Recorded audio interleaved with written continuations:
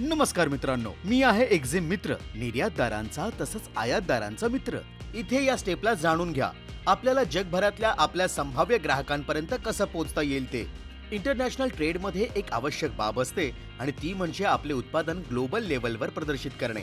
यासाठी trade fares आणि एक्झिबिशनमध्ये भाग घ्या आणि बिझनेस नेटवर्क तयार करा. बायर सेलर मीटिंगद्वारे आपण थेट आयातदारांपर्यंत पोहोचता. नेटवर्क मजबूत होत जाते आणि आपले कनेक्शन्स तयार होतात.